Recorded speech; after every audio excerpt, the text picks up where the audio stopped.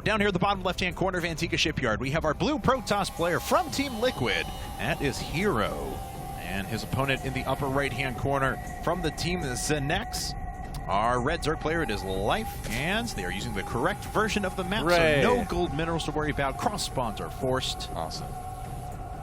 Awesome, awesome. So Zenex Life picking another map where you can go 3-hatch very, very quickly. Yep. Of course, the third base on this map is a little bit vulnerable because of those destructible rocks, but something that every pro is aware of and definitely has to take into account. Yes. And another Forge expand, or Nexus first, rather, from Liquid HerO. Yeah, looks like that's going to be the case. And I want to see how quickly he pulls off the extractor trick here. All right. And a little bit slower that time, but still quite quick. Well, that's a perfect way to do it. I mean, you do it right when you have enough for the extractor and the drone, you know, and then you just do both. Yeah. Yep. There you go. So we'll see if HerO switches things up, puts down a Forge first, but all indications, 3 games in a row he's gone Nexus first, so I don't see any reason for him to switch now. Yeah. Scouting right away. It is cross position, so he knows right where his opponent is, of course. And not a lot to see at this point, just kind of checking to see if it's going to be pool first or hatch first. Trying to be a little bit annoying here. His former teammate Huck inspiring a little bit of this maybe.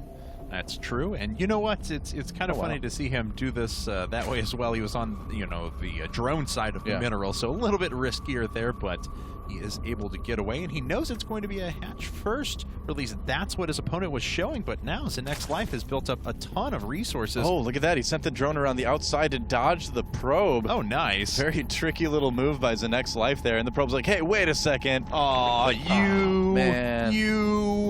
What a trickster!" Yep. Not Startail Trickster. No. Different Trickster. Nor Baron von Munchausen. The most legendary trickster. Is he? Yes. Clearly. What other great tricksters have there been through history? That's Houdini, a good question. maybe? Possibly. His magic was, of course, tricking the eye and the mind. That's true. And just incredible. Though he died because he was punched before he was ready for it, which I think is... That's a legend. Ironic. Is that actually true? That's what I'd heard, was that basically, he does this one where he prepares his muscles specifically. Yeah, of course. Well, for people who haven't, he, has this trick where he prepares his muscles specifically, and he could take the strongest guy in the audience and could punch him in the stomach, and he'd be ready for it and wouldn't be that big of a deal. Once again, Zenex Life not reacting to that pylon, though, so not taking the bait. And but then the story goes that he wasn't quite ready yet. The guy caught him unawares, jacked him in the stomach, came down with significant injuries, and died as a result. Ouch. Yes. Very What a way to go. Third hatchery right away from Zenex Life. Not too surprising there. Doing the regular, pretty much his own little take on the standard in ZVP right now. And the Overlord is like, hey, there's no cannon, I can scout things. All right. And that gateway was actually started before the Forge was. Kind of an interesting decision there, though, as he could have actually started the Forge first and had the Photon Cannon down and still been able to put down the Cybernetics core as quick as he did. So just a little interesting thing to note. But... that probe. Yeah. That probe may want to sneak a pylon there. He's like, no. He's like, well... There's only one gateway. Nice little block there. Zerglings will not be getting in. Yeah, it looks like it is. Barely, though. Man, that gap looks like there is actually a space there, but I can't tell. No, I don't think there is. They couldn't get in. Automaton 2000 was checking it out, though. He was on the job. He'll let us know. Such a good guy. Fast +1 here for Liquid HerO this time. All right, this is the fastest we've seen him get +1 in this series, so have to imagine it's going to be some sort of gateway timing. This is a situation where I could totally see him going for like a big heavy 2-base just to kind of end things. Yeah. Be like, all right, I'm just going to get in there, finish you off. He actually ends up bypassing a Zealot altogether and just starting with a Stalker as his first unit. Okay, actually Zealot after that now, but still an interesting way to go about things. And the probe is going to go down! He's trying to lead it away, but the Stalker's not going to get caught as well. Very good control out of HerO to keep that probe alive. I'm impressed. Yeah. And so what is HerO going to do? I always feel like when it gets to this situation in a game, it's like Mortal Kombat where it goes, finish him. So a lot of players are like, all right, I will, 2-base, let's go. And certainly a fun strategy. It's going to be 4 gates in total, so we'll see if he wants to put on a ton of quick gateway pressure just off of those. He is chrono boosting the Cybernetics score. If he was going for some sort of a, +2 blink variety, he would have waited and spent that chrono boost on weapons upgrades and added more gateways later. no. Yep. Poor Stalker. He doesn't have to worry. There's no Zergling speed quite yet. Nope. So he's still quite quick. Is it 2.81 for Zergling? No, they're the exact same speed as the Stalker. That's what it is. Yeah. So. Yep. Now, will it be a Zealot aggression here? Oh, he finds the pylon and picks off the probe. That's a nice little bonus for Zenek's life, but it's still going to be a bit of a problem. It's a long way for the Zealots to walk, but the Roach Warren is not done yet. Right.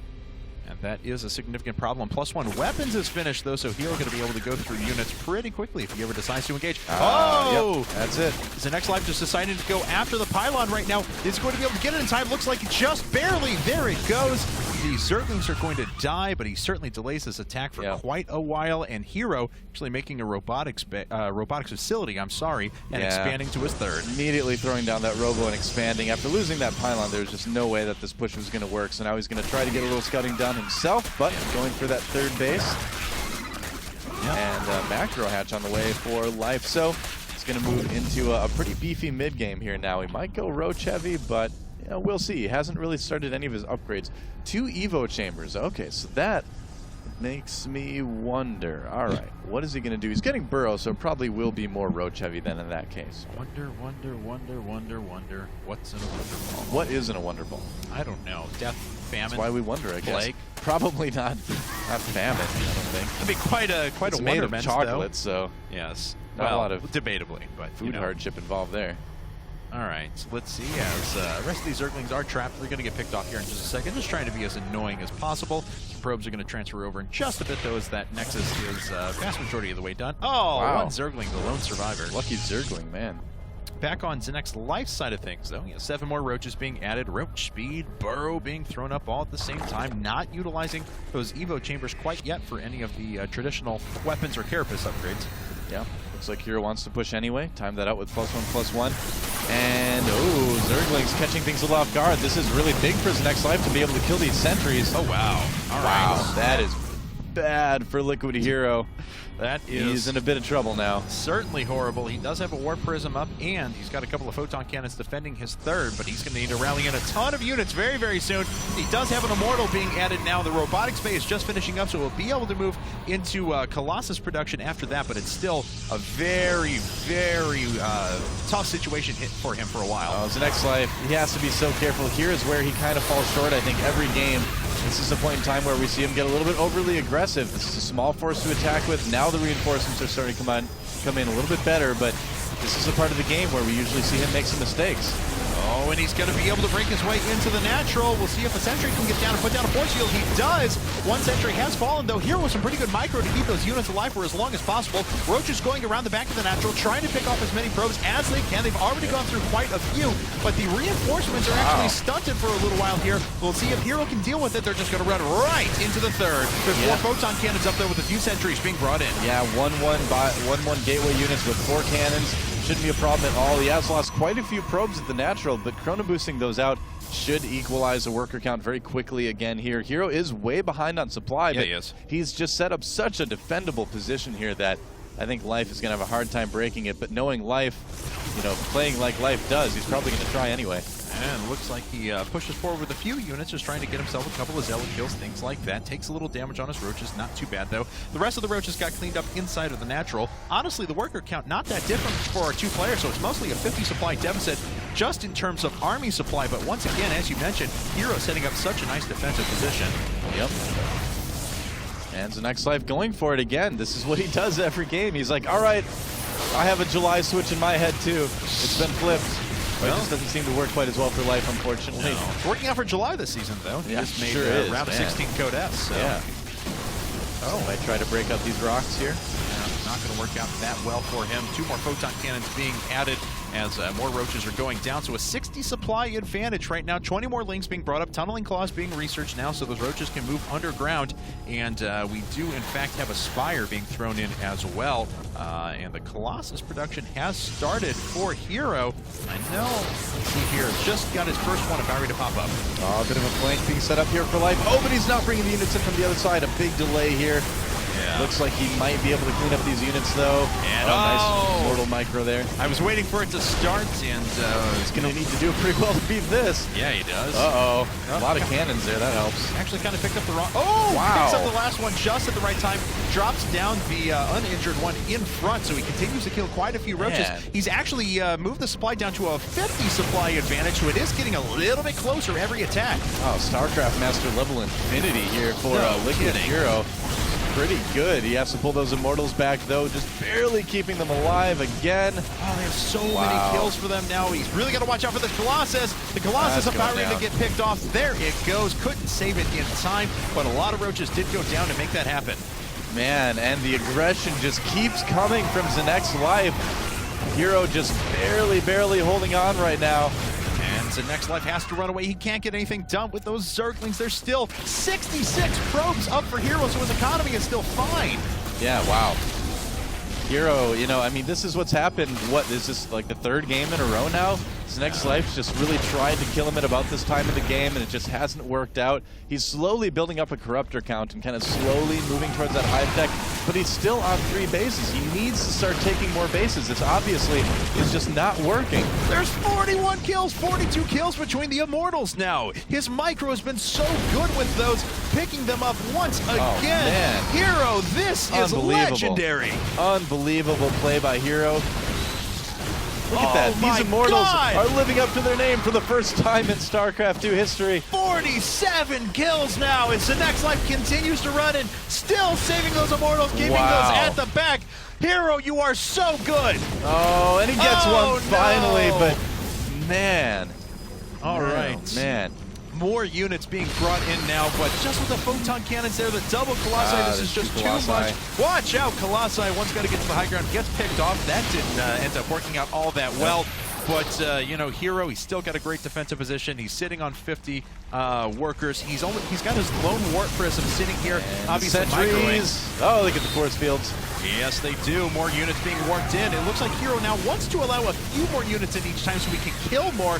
He hasn't lost too many probes, and he's letting his photon cannons work. Look at this! 24 kill photon cannon, 17 kill photon cannon, 13 kills, 5 kills. They're all racking up so much. They don't get any ranks because they're buildings, but we hold them just as dearly in our hearts.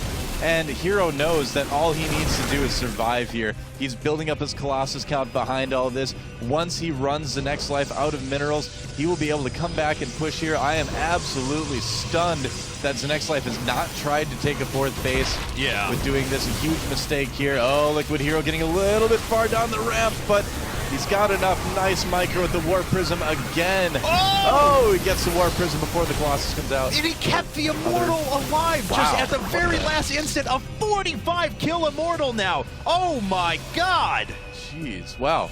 Well, Liquid HerO, man. I mean, he's doing what he's done best this entire series, defending against just the crazy, insane aggression by Zenek's life. You know, this is the type of thing that life, it appears, is just used to working, you know, against other people. But HerO's micro is just so good, it's impossible. He's equalized in supply now. He's up by 11 workers. He can secure another base here momentarily. Life has made some big, well, that's a bad decision there going into attack, but yeah, I think that's going to be about it here. But the thing is Life, he had such a great opportunity to take a ton of bases. He could have 3 more bases right now if he wanted to. But just didn't. Doing it. Yep. Down by 30 supply. I think we have found the spiritual successor to Bill and Calvin, and it's in the form of an Immortal. That's going to get his 50th kill here in a second. He's only got a 4th of the kills of those guys. But he can't go through Zerglings and Broodlings the way that Colossi can. I think that this is just as impressive. Congratulations, HerO. You've just advanced to face FXO Gumiho in lower round 5 with your 49 kill Immortal there as well.